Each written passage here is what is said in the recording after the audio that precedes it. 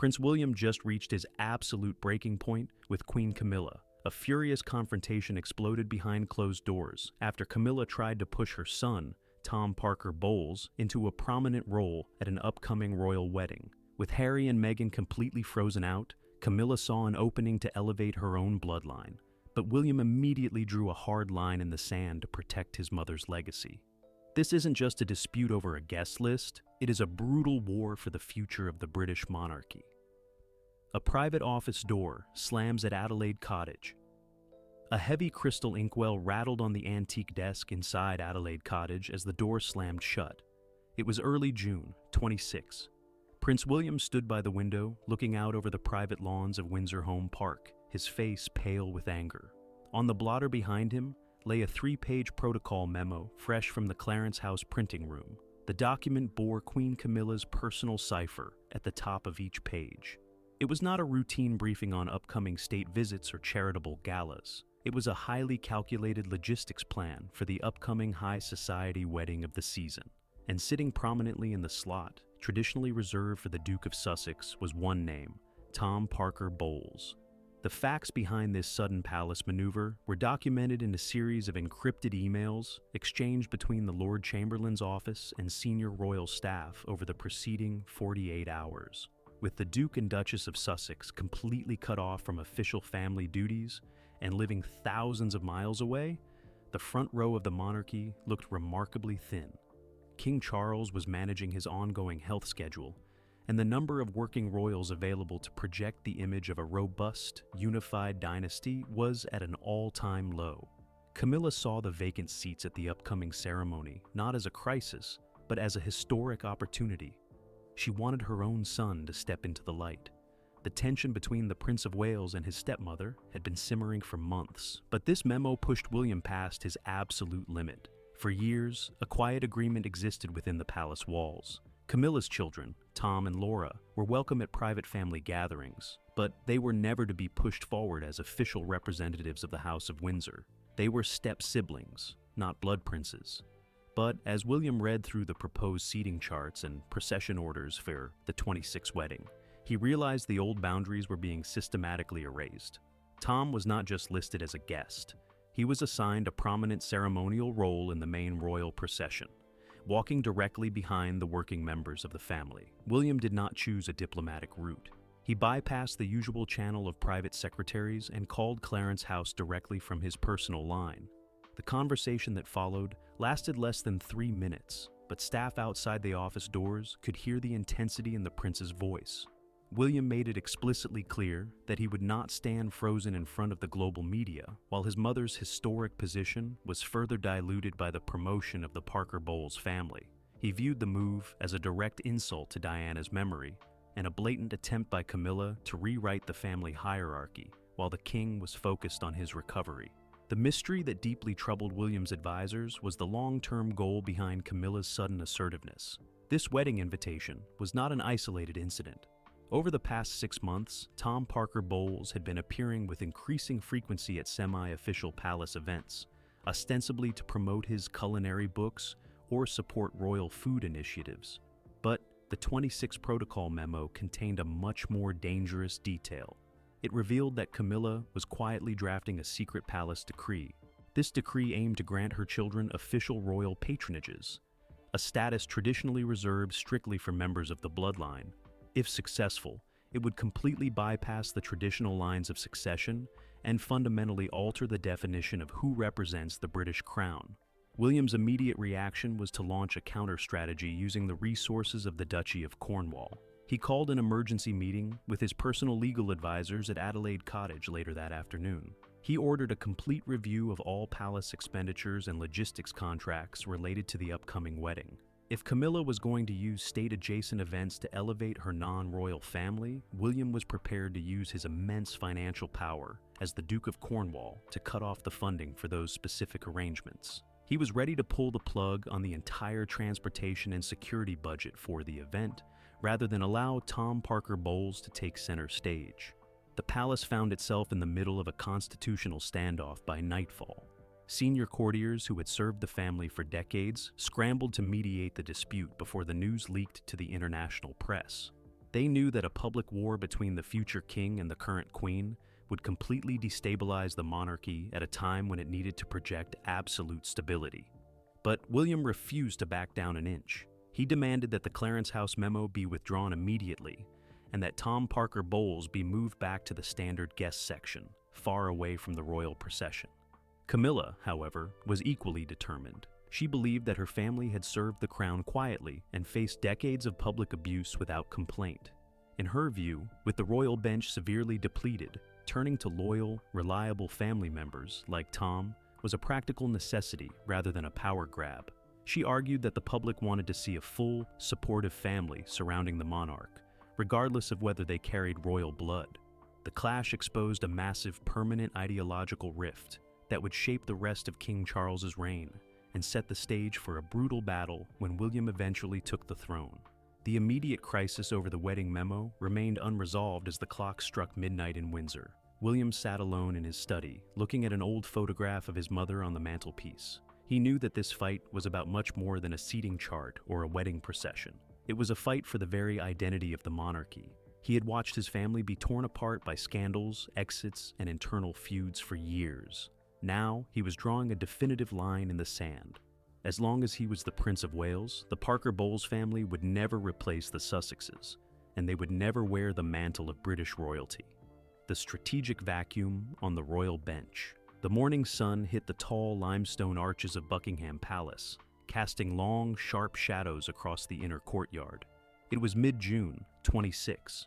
Inside the ground floor offices of the Lord Chamberlain's department, clerks were updating the royal master calendar on a large electronic whiteboard. The visual reality was stark. Red lines crossed through the names of several senior family members, marking long-term medical absences, official retirements, and permanent cross-Atlantic exiles. The remaining active roster was smaller than it had been at any point in the last century. The institution was facing a severe manpower shortage, and everyone in the palace knew it. The factual data compiled by royal analysts in early 26 paint a grim picture for palace operations. Historically, the British monarchy relied on at least 12 to 15 full-time working royals to split the burden of over 3,000 annual public engagements, military patronages, and charity galas. By 26, that number had effectively plummeted. The mass retirement of the older generation, combined with the ongoing health adjustments of senior figures, left the Prince of Wales bearing an unprecedented share of the public load. The Sussexes were permanently settled in California, their ties to official duties completely severed by the crown. The bench was empty. This operational void created the perfect environment for Queen Camilla to launch her quiet domestic initiative. She sat at her writing desk in Clarence House, reviewing a pile of unanswered correspondence from hundreds of British charities. These organizations were desperate for a royal figurehead to open their new facilities or host their annual fundraisers. Camilla saw a practical solution staring her in the face. Her son, Tom Parker Bowles, was 44 years old, highly articulate, well-known in the culinary world, and completely loyal to the family. She began suggesting his name to senior courtiers as a reliable substitute for low-profile engagements. The tension began to build when these informal suggestions were incorporated into official palace briefings. In the second week of June, a draft itinerary from the Privy Purse Office listed Tom Parker Bowles as the guest of honor for a major agricultural showcase in the West Country. This was an event traditionally headlined by a blood prince or a high-ranking royal duchess. When the draft landed on the desk of Prince William's private secretary at Kensington Palace, the reaction was immediate. William viewed this minor booking not as an innocent scheduling fix, but as a deliberate pilot program. Camilla was testing the waters to see how the public and the media would react to a Parker Bowles taking on the mantle of state representation. The history of Tom's relationship with the institution added an extra layer of complexity to the unfolding drama. For over 2 decades, Tom had deliberately kept his distance from the machinery of the monarchy. He built a successful career as a food critic and author, writing for national newspapers and appearing on television without using royal titles. King Charles respected this independence and had firmly vetoed early proposals back in 25 to grant Tom a minor peerage or an honorary military role. The king believed the public would reject any move that appeared to be nepotism. But by 26, with his own stamina limited by his health regime, Charles began to soften his stance under Camilla's steady persuasion. William, however, remained entirely unyielding. He looked at the situation through the lens of constitutional survival. The modern British public tolerated the immense wealth and privilege of the royal family only because of the strict rules of birthright and public service. If the current queen could simply elevate her non-blood children to fulfill royal duties, the unique institutional mystique of the House of Windsor would vanish. It would look like an ordinary aristocratic family dividing up public perks among their relatives. William believed this would give Republican movements the exact ammunition they needed to dismantle the monarchy. The mystery that William's inner circle was trying to solve was whether Tom Parker Bowles actually wanted this public promotion.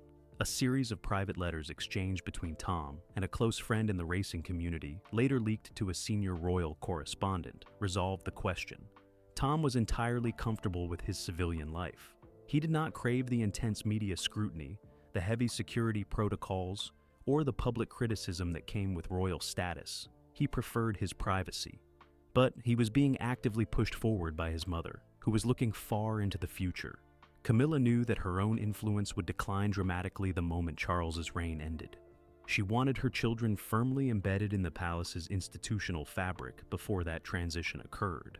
The tactical war over the royal bench escalated when William retaliated, using his authority over the Duchy of Cornwall. The duchy, which William managed as the heir to the throne, funded the private expenses, staff salaries, and travel arrangements for the Prince of Wales and his immediate household. William issued a strict administrative directive to the duchy's financial controllers. He banned the allocation of a single penny of duchy funds for any logistical support, transport, or security involving individuals who were not official members of the bloodline or recognized working royals. This effectively meant that if Camilla wanted Tom to travel to an event, the expenses would have to come directly from her private funds or the king's personal estate. This financial roadblock created immediate friction during a family lunch at Windsor Castle. Charles, Camilla, and William sat around a mahogany table in the private dining room, surrounded by portraits of George III. The conversation quickly turned to the upcoming summer schedule. Camilla openly challenged William's financial directive, calling it petty and obstructionist at a time when the family needed all the help it could get to maintain its public presence. She pointed out that Tom was willing to work for free, demanding no public stipend from the sovereign grant. William did not flinch. He put his cutlery down and looked directly at his stepmother. He stated that the issue was not about money, it was about legitimacy. He reminded her that the public had accepted her position on the understanding that her first family would remain entirely on the periphery of the state. To break that promise now, while the Sussexes were being castigated for their exit, would look like gross hypocrisy. He told her that as long as he was the Prince of Wales, the royal bench would remain empty before it was filled by the Parker Bowles family. The confrontation ended in a cold, heavy silence. King Charles did not take a side, choosing instead to steer the conversation back to horse racing. But his refusal to back Camilla was a significant victory for William. The king was caught between his loyalty to his wife and his duty to protect his heir's future kingdom. The strategic vacuum on the royal bench remained unfilled, but the boundaries of the institution had been reinforced by a furious prince. The battle lines were now drawn clearly as the family prepared for the massive public exposure of the upcoming royal wedding. The Wedding Protocol. War of 26. A large blue leather binder containing the master seating chart lay open on a long mahogany table inside the Lord Chamberlain's office at St. James's Palace. It was late June, 26. A senior protocol official used a pair of brass tweezers to move small, color-coded name cards across a detailed floor plan of the chapel. Red cards represented senior royals of the blood. Green cards represented foreign heads of state. A stack of yellow cards, sitting to the right of the binder, represented the extended Parker Bowles family. The official picked up a yellow card bearing the name of Tom Parker Bowles and placed it directly in the front row, on the side traditionally reserved for the king's immediate family. The details of this upcoming high society wedding had been keeping the palace press office busy for weeks. The event was the marriage of a high-ranking British aristocrat with deep multi-generational ties to the crown. Because of the couple's closeness to the throne, the ceremony was being treated as a major state occasion. The international media had already booked camera positions outside the church walls. The guest list was a diplomatic minefield. The Duke and Duchess of Sussex had been left off the invitation list entirely, a deliberate move approved by the palace to avoid a repeat of the media circus that dominated recent family gatherings.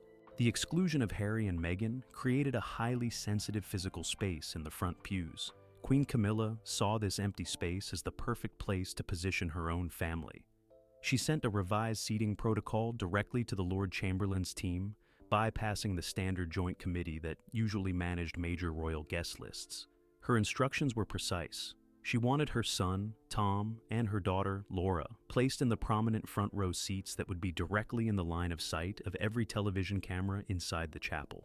She also requested that Tom be included in the official royal carriage procession leaving the church after the service. The tension broke out into the open when a copy of the revised layout was delivered to Kensington Palace. Prince William was reviewing the logistics for his own arrival when he saw the placement of the yellow cards. He immediately called a halt to the approval process. William did not just see a seating chart, he saw a visual coup d'etat. If the global audience saw Tom Parker Bowles sitting in the seat where Prince Harry should have been, it would send a powerful message that the bloodline was being substituted. He viewed the arrangement as a direct attempt by Camilla to legitimize her children as royal replacements on the world stage. The mystery that William's team needed to solve was how Camilla had managed to get these changes past the king's personal staff. The answer was found in a private memo discovered by William's financial team within the Duchy of Cornwall archives. Camilla had quietly arranged for a private donation from a charitable trust she controlled to help fund the extensive restoration of the historic chapel where the wedding was taking place. The trustees of the chapel, deeply grateful for the financial injection, had granted the Queen total control over the internal protocol and seating allocations for the day. She had used her financial influence to buy the social positioning her family could not legally inherit. William immediately launched a powerful administrative counteroffensive. He summoned his senior legal advisor to discuss the legal boundaries of the Duchy of Cornwall's jurisdiction. As the Duke of Cornwall, William owned the land and the private roads surrounding the estate where the wedding reception was scheduled to be held. He instructed his legal team to send a formal, highly confidential warning to the Lord Chamberlain's office and the wedding planners. The letter stated that if any non-blood family members were included in the official royal procession or placed in seats designated for state royals, the duchy would immediately withdraw its permission for the use of its private property for the high-profile evening gala. The warning hit the Lord Chamberlain's department like a bombshell. If William pulled the permits for the private estate, the entire wedding reception would have to be canceled or moved to a commercial venue at the last minute, creating a massive logistical disaster and an international public embarrassment for the crown. The protocol officials realized they were caught between a furious current queen and a completely unyielding future king. They immediately froze the seating chart, leaving Tom Parker Bowles' card hovering between the front row and the distant rear pews while emergency talks began. Camilla was incandescent when she learned of William's legal maneuver. She viewed the move as an act of open hostility against her children, who had done nothing wrong. She confronted William in a private corridor at Buckingham Palace following a state reception for a visiting European president. Witnesses reported seeing the Queen and the Prince of Wales engaged in a tense, hushed conversation near the portraits of the Queen's gallery. Camilla told William that his behavior was damaging the family's public image and that his obsession with keeping her children in the shadows was becoming destructive. William stood his ground, his voice calm but completely rigid. He told her that he had a duty to protect the integrity of the institution for his own children, Prince George, Princess Charlotte, and Prince Louis. He explained that allowing step-siblings to inherit the public visual status of blood royals would permanently damage the legitimacy of the monarchy. He made it clear that while Tom and Laura were welcome to attend as private guests of the bride and groom, they would never be allowed to use the royal machinery to elevate their social standing. He told her that if she did not withdraw the revised seating plan, he would execute the legal shutdown of the reception grounds within 24 hours. The protocol war reached a critical stalemate as the wedding date drew closer. The Lord Chamberlain attempted to propose several compromises, including placing Tom in the second row behind Princess Anne. But William rejected every variation that involved the official royal bloc. He wanted a clear physical separation between the House of Windsor and the Parker Bowles family. The battle moved from the offices of St. James's Palace to the King's private study, where Charles was forced to make a definitive ruling that would either alienate his wife or cause an open rupture with his heir. Red lines in the sand at Sandringham. A cold, gray mist rolled off the North Sea, blanketing the oak forests of the Sandringham estate in Norfolk. It was late June, 26. Inside the ground floor library of Sandringham House, Prince William stood near a massive stone fireplace, his boots clicking on the polished parquet floor. Across the room sat King Charles, looking through a leather-bound folder of state papers, while Queen Camilla sat rigidly in an armchair by the window. The room was heavy with the smell of wood smoke and old books. This was not a casual weekend retreat. It was an emergency family summit called to resolve the protocol warfare before the international press caught wind of the fracture. The facts behind this meeting were rooted in a series of tense, late-night phone calls between the palace and the Lord Chamberlain's office. William had refused to sign off on the final security arrangements for the upcoming wedding until his conditions were met. Because the event involved the King and Queen, the Metropolitan Police required a joint sign-off from both Buckingham Palace and Kensington Palace to authorize the deployment of specialized royal protection units. By withholding his signature, William had effectively frozen the entire security apparatus for the event. He had traveled to Norfolk to make his ultimate position clear to his father. William did not waste time with small talk. He opened a leather folder and laid a copy of the 1995 Parker Bowles divorce agreement on the table between them. He pointed directly to a specific clause that had been negotiated 31 years prior. The clause clearly stated that upon the dissolution of her marriage to Andrew, Camilla's first family would retain no claims, privileges, or public status associated with any future elevation of her rank. William used this historical document as his primary weapon. He argued that Camilla was violating the very terms that had allowed her to enter the royal fold in the first place. The tension in the library spiked as Camilla defended her position. She argued that the landscape of 26 was completely different from the reality of 1995. The family was smaller now. The institution was facing an unprecedented workload, and her children were simply trying to offer quiet support without demanding a single penny from the taxpayer. She looked at William and accused him of letting old personal resentments cloud his judgment about the monarchy's practical survival. She stated that Tom's presence in the front row was a symbol of a modern, blended family that the public would easily understand and welcome. William's response was sharp and immediate. He stated that his position had nothing to do with personal feelings and everything to do with protecting his mother's legacy. He reminded the king that Princess Diana's place in the history of the monarchy was defined by her bloodline and her direct contribution to the succession. To allow the children of the woman who broke that marriage to take the physical positions once occupied by Diana's own family was something he would never permit. He told his father that if Tom Parker Bowles walked in the royal procession, he would officially pull his own family out of the wedding entirely, leaving the front row glaringly empty for the cameras.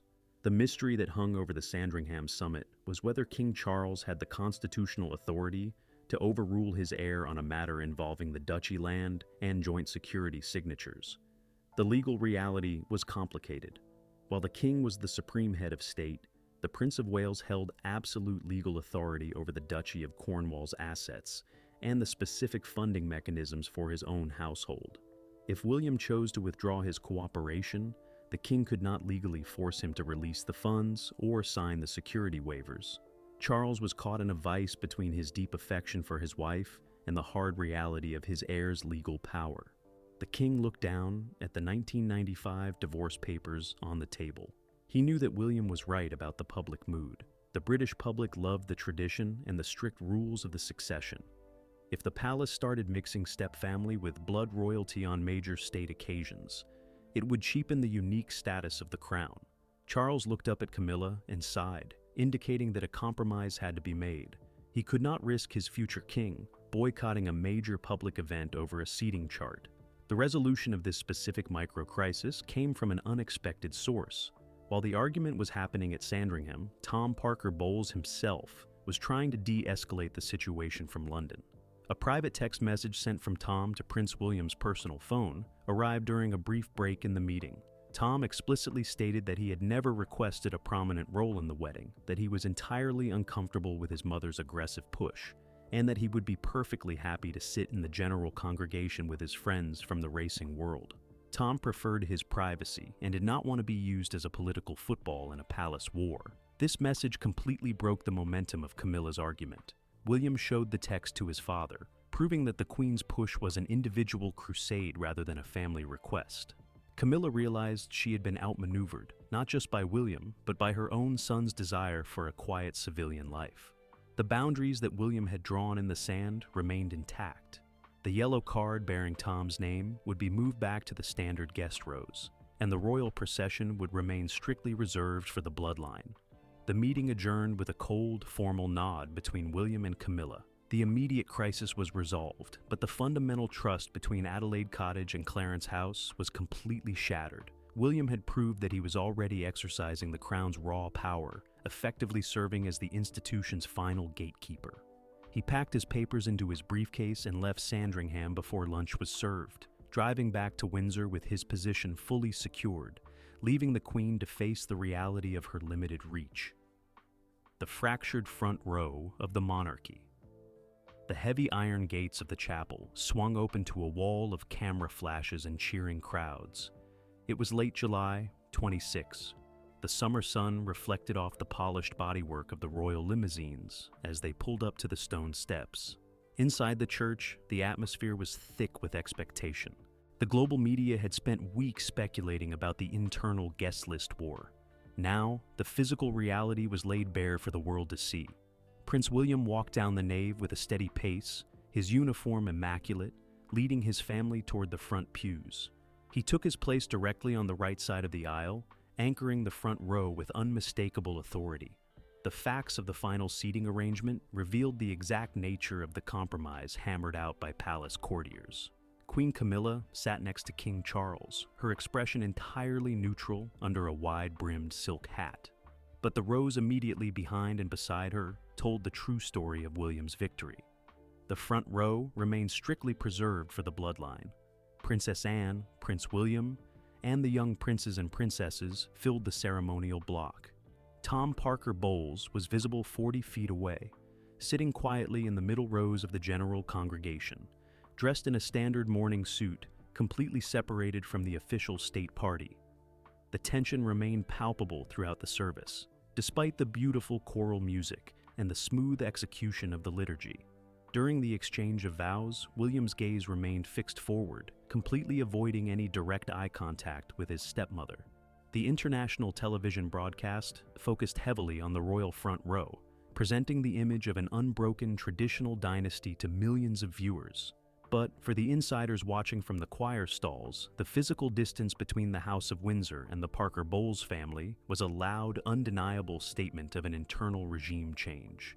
The mystery that many international observers were left with was how this confrontation would affect the long-term governance of the royal estates.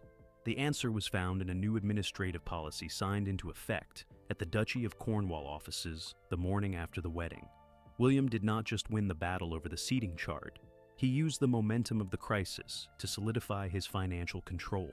He officially formalized the temporary funding ban into a permanent institutional rule. From that moment on, any non-blood relative of the monarch was legally barred from utilizing duchy-owned transport, security housing, or ceremonial staff for any public event, effectively ending Camilla's hopes of ever elevating her lineage. This definitive move by the Prince of Wales marked a major shift in the balance of power within the palace walls. It proved that while King Charles held the official title, William was already actively policing the operational boundaries of his future kingdom. He had shown that he was willing to use raw financial and legal leverage to protect what he viewed as the crown's core legitimacy. The traditionalists within the court quieted their criticisms, realizing that the future monarch was fully prepared to rule with an iron fist to preserve the family line.